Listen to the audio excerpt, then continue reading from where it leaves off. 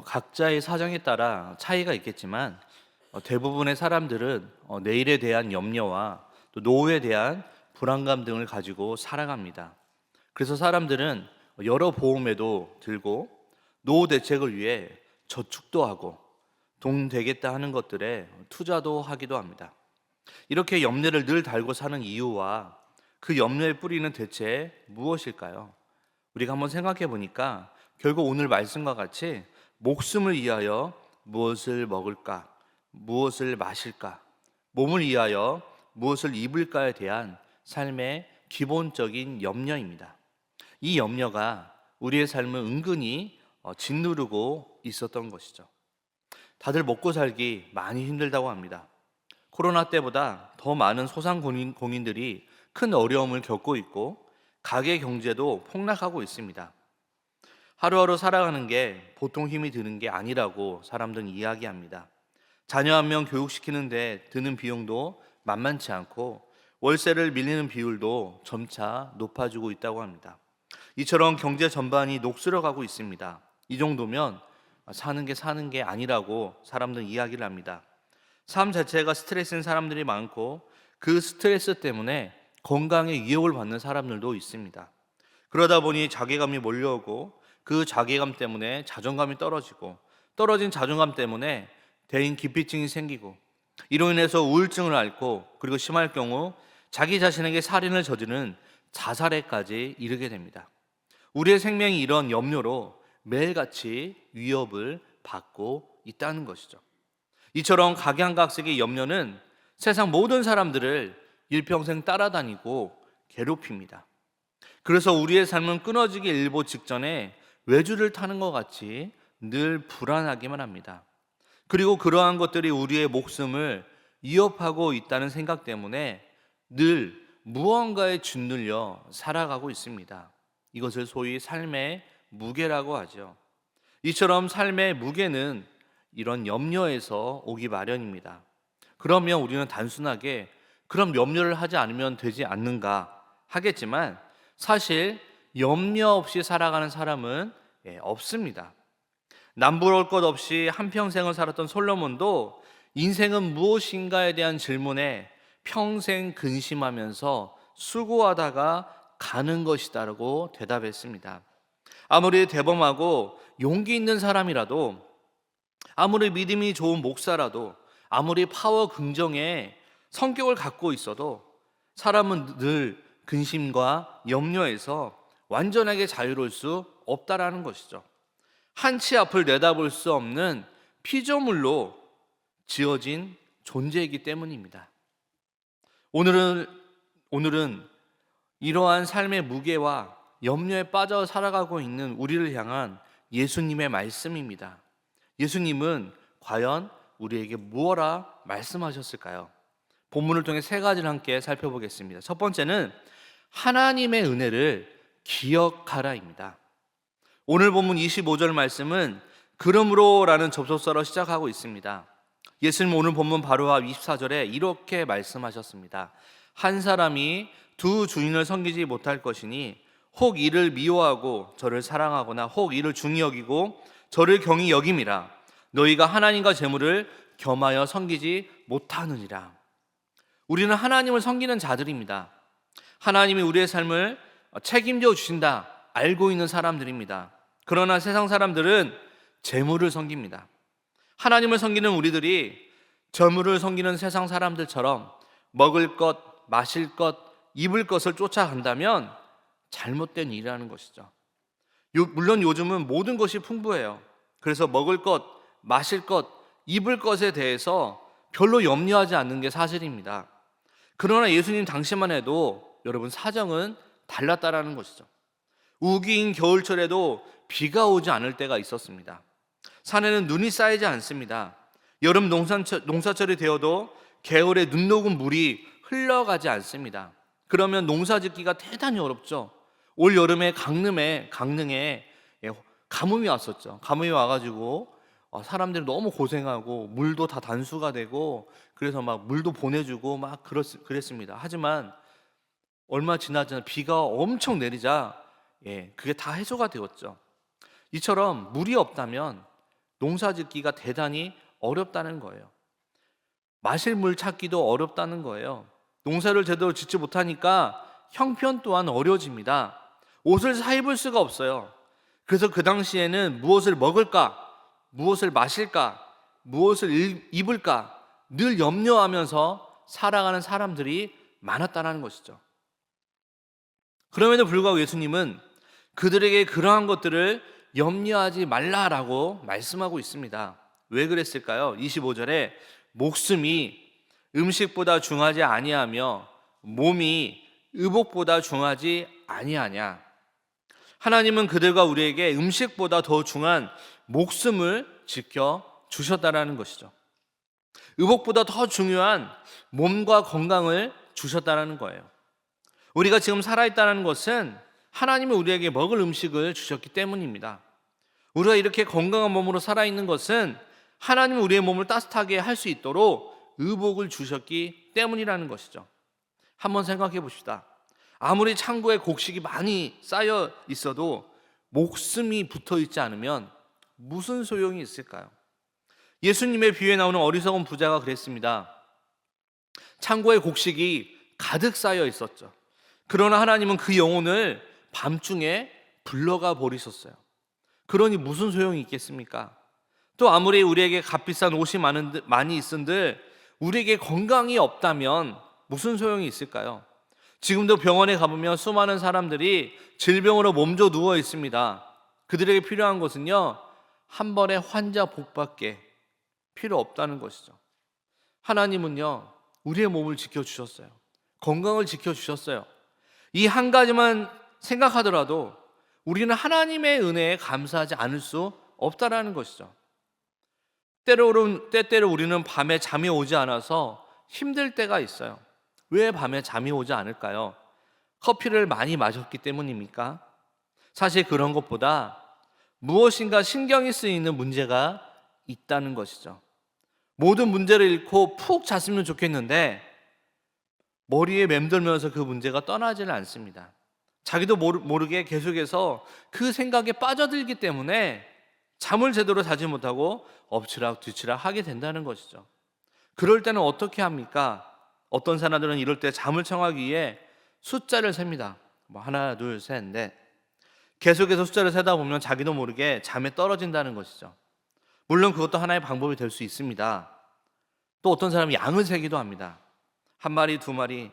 그러나 이 방법이 모든 사람에게 통용되는 건 아니에요. 숫자를 세다 보면 자기도 모르는 사이에 잊으려고 했던 그 문제에 다시금 빨려 들어가는 경우도 있다는 것이죠. 이럴 때는 한번 이렇게 생각을 바꿔보십시오. 염려를요, 감사로 바꾸라는 거예요. 어두운 생각을 밝은 생각으로 바꿔보라는 것이죠. 예를 들면 돈 때문에 걱정을 하십니까? 과거에 더 어려운 때에도 하나님이 함께 하시면서 그 어려움을 이길 수 있도록 도와주셨다는 것을 생각해 보라는 것이죠. 그러면 이번에도 하나님의 도우심으로 이길 수 있을 것이라는 믿음이 생길 것입니다.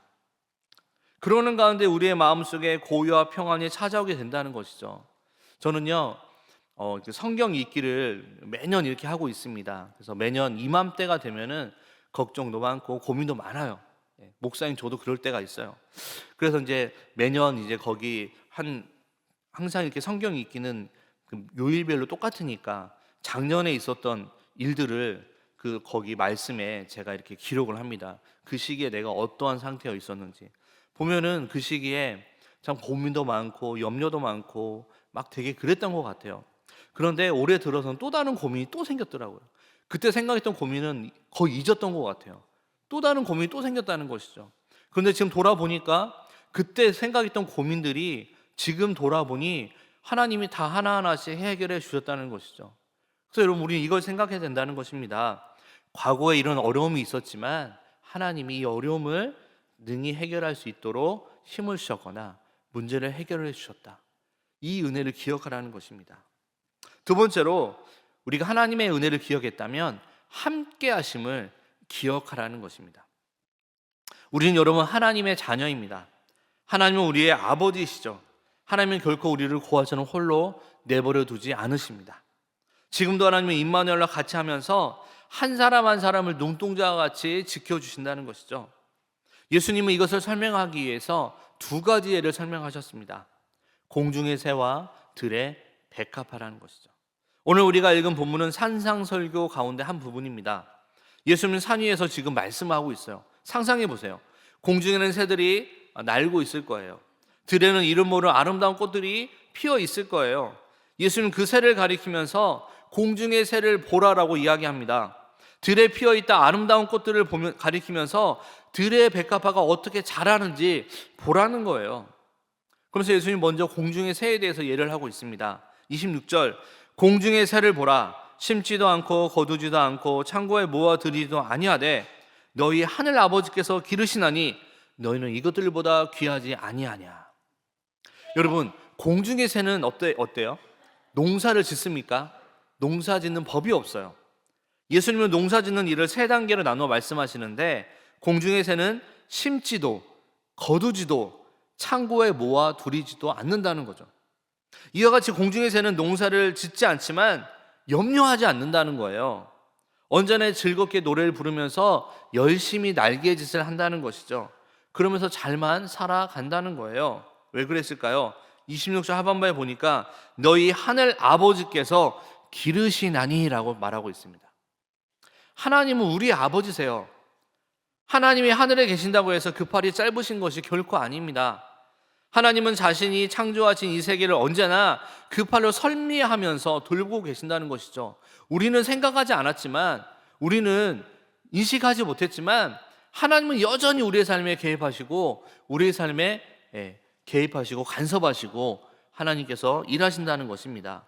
하나님은 우리를 그냥 내버려 주시지 않는다는 거예요. 하나님은 자신이 창조하신 이 세계를 언제나 그 팔로 섭리하면서 돌보시고 계신다는 겁니다. 새들이 자라는 데 필요한 풀을 키워주시고 새들의 먹이가 되는 벌레를 길러주십니다. 그렇게 함으로 하나님은 새들을 기르신다는 것이죠. 왜요? 하나님은 새들을 창조하셨기 때문이라는 거죠. 26절 끝부분에 보니까 너희는 이것들보다 귀하지 아니하냐. 누가복음 12장 24절에 똑같은 말씀이 기록되어 있습니다. 거기서는 공중의 새가 까마귀로 기록이 되어 있어요. 까마귀는 여러분 어떤 새예요? 우리 까마귀 좋아합니까? 사실 까마귀 좋아하는 사람 별로 없어요. 소리도 사실 기분이 별로 좋지 않죠. 까까 하는 소리가 별로 좋지 않아요. 까마귀가 또 때로 몰려있으면 무서워요. 왜? 그런데 여러분, 성경에서 이 까마귀를, 우리도 까마귀를 별로 그렇게 좋아하지 않는데 성경에서도 레위기 11장 13절에 보니까 이런 말씀이 있습니다. 새 중에 너희가 가증히 여길 것은 이것이라. 이것들이 가증한즉 먹지 말지니. 이것에 포함되는 게 까마귀라는 거예요. 까마귀는 부정해요. 그러게 율법은 까마귀를 가증히 여기면서 그것을 먹지 못하도록 금했습니다. 그럼에도 불구하고 예수님은 그와 같은 까마귀조차 하나님이 먹이시고 기르신다라고 말씀하고 있습니다. 오늘 본문에서 예수님이 말씀하신 것 같이 새들은 농사를 짓는 법이 없습니다. 새들은 심지도 않습니다. 거두어 들이도 않습니다. 골방이나 창고에 모아 들이도 않아요. 그럼에도 불구하고 새들은 염려하지 않습니다. 새들은 어디에서 자기들이 먹을 것을 찾을까 염려하지 않아요. 새들은 하나님이 주신 본능에 따라 먹을 것을 찾아라 부지런히 이동할 뿐입니다. 새들은 먹을 것을 찾을 때까지 그저 계속해서 날아다닙니다. 이와 같이 새들은 하나님이 주시는 것에만 의존할 뿐이라는 것이죠. 그러기에 새들은 둥지를 헐고서 더 크게 짓는 법이 없습니다. 새들은 잡은 벌레들을 더 많이 쌓아두지도 않습니다. 새들은 여러 해 먹을 벌레들을 많이 쌓아두고서 그저 평안히 쉬고 먹고 즐거워하고자 하는 법이 없습니다. 그럼에도 불구하고 이 새들은 염려 없이 지낸다는 것이죠. 왜요? 하나님이 그들을 기르신다는 확신이 있기 때문입니다. 하나님은 새들이 자라는 데 필요한 풀을 주시고요, 벌레를 주신다는 것이죠. 그런데 사람은 어떻습니까? 하나님이 사람에게 유일하게 지혜를 주셨습니다. 농사를 지을 줄 알아요. 심기도 하고 거두기도 하고 창고에 모아들이기도 합니다. 그러면서도 계속해서 사람들은 무엇을 먹을까 염려한다는 것이죠. 어떻게 보면 참으로 어리석다는 거예요. 예수님은 공중의 새에 이어 들의 백합화를 예로 들어 설명하셨습니다. 28절에 또 너희가 어찌 의복을 위하여 염려하느냐 들의 백합화가 어떻게 자라는가 생각하여 보라. 수고도 아니하고 길쌈도 아니하느니라. 예수님 당시만 해도 옷 한 벌 해입기가 상당히 어려웠습니다. 그럼에도 불구하고 예수님은 의복을 위하여 염려하는 사람을 책망하셨죠. 요즘에 어때요? 옷이 너무 흔해요. 한두 번 입고 나서 집안에 걸어놓은 옷이 많습니다. 그럼에도 불구하고 무엇을 입을까 염려하며 살아간다는 것은 잘못된 일이라는 것이죠. 들의 백합화는 수고도 아니하고라고 말씀합니다. 들의 백합화는 꽃의 색깔을 무엇으로 하며 디자인을 어떻게 할까 등으로 머리를 쓰지 않아요. 들의 백합화는 길쌈도 하지 않아요. 덜컹덜컹 소리 내면서 옷감을 짜는 일도 없습니다. 옷감이 남는다고 해서 가위로 옷감을 잘라내는 법도 없고, 옷감이 모자란다고 해서 실로 기우는 일도 없습니다. 그래서 예수님은 29절에 이렇게 말씀하십니다. 그러나 내가 너에게 말하노니 솔로몬의 모든 영광으로도 입은 것이 이 꽃 하나만 갖지 못하였느니라. 솔로몬은 이스라엘 역대 왕들 가운데 가장 많은 부귀와 영화를 누렸던 왕이었습니다. 그가 입은 아름다운 옷도 들의 백합화의 아름다움에 견줄 수 없다는 것이죠. 사람이 입은 옷은 아무리 잘 만든다 할지라도 기운 곳이 있어요. 몇 번 입고 나면 구겨집니다. 염색을 아무리 잘한다 해도 물이 빠지기 마련입니다. 저는요, 군에 있을 때 받았던 일명 깔깔이라고 하죠. 깔깔이, 내피. 이 깔깔이를 지금도 가지고 있어요. 제가 군을 제대한 지가 제가 2005년도에 제대했으니까 무려 20년이 됐습니다. 20년이 됐음에도 불구하고 그 옷을 제가 좋아하는 이유가 애착이 생긴 거예요. 다 해졌어요. 솜도 삐져나왔고요. 그걸 보고 저희 장모님이 너무 안쓰러워가지고 다 바느질을 다 꾸며줬어요. 그래서 겨울만 되면 그 옷을 자동적으로 입게 됩니다. 이처럼 이 옷도 20년이 지나니까 다 해지기 마련이라는 것이죠. 하지만 오늘 3절에 보니까 오늘 있다가 내일 아궁에 던져지는 들풀도 하나님이 이렇게 입히시거든 하물며 너일까 보냐 믿음이 작은 자들아. 여러분, 하루 산다는 오늘 있다 내일 아궁에 던져진 이 들풀조차도 하나님이 이걸 기르신다는 거예요. 여러분, 이걸 또 무슨 의미로 생각할 수 있냐면 우리 인간은 여러분 많이 살면 한 100년 산다고 칩시다. 100년을 살아요. 그럼 하나님 100년 동안 인간에게 자신이 만든 창조물을 100년 동안 어떻게 해요? 많은 사랑을 주시고 많이 가꾸어 주시죠. 근데 하루 사는 들풀, 이 들풀을 먹이신대요. 그럼 이 들풀을 인간한테 줄 100년의 사랑을 단 하루에 주신다는 거예요. 얼마나 끔찍하게 여긴다는 거예요, 여러분. 100년치를 한꺼번에 준다는 거예요, 이 들풀한테. 그만큼 이 들풀, 우리는 보잘것없이 생각하는 이 들풀도 하나님은 소중히 여기신다는 거죠. 그럼 여러분, 우리를 얼마나 소중히 여기실까요? 우리가 이 역으로 이렇게 생각을 해야 된다는 겁니다. 들의 백합화는 하루살이 들풀입니다. 아무리 아름다운 꽃을 피운다 할지라도 다음 날이 되면 시듭니다. 예수님 당시에 그런 많은 들풀들을 거두어다가 떡을 굽는 땔감으로 사용했습니다. 오늘 있다 내일 아궁에 던져질 하루살 들풀도 하나님이 그렇게 사랑하시고 잊지 않으시고 아름답게 입히신다는 거예요. 그렇다면 우리는 어떨까요? 우리는 하루살이 인생이 아닙니다, 여러분. 영원한 생명을 가진 자라는 것이죠.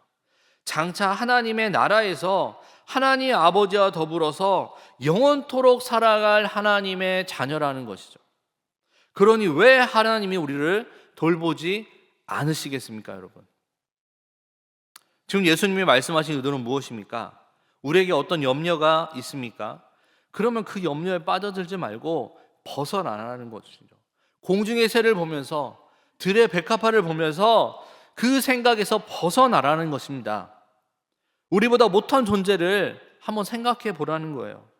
하나님 우리보다 못한 공중의 새를 먹이시고 들의 백합화를 입히시는데 하물며 그 사랑받는 자녀들은 우리를 왜 돌보지 않으시겠습니까?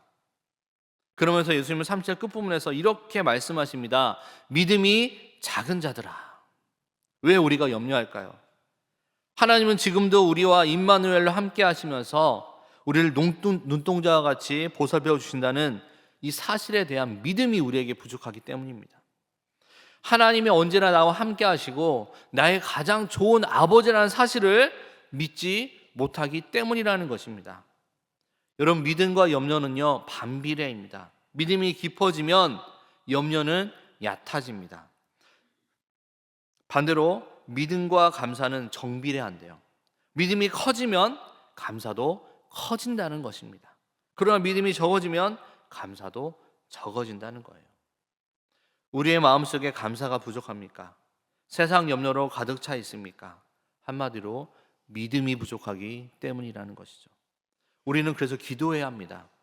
하나님이 지금도 임마누엘로 우리와 함께 하시면서 우리를 눈동자와 같이 지켜주시고 돌봐주신다는 사실을 생각하면서 우리는 감사해야 된다는 것이죠.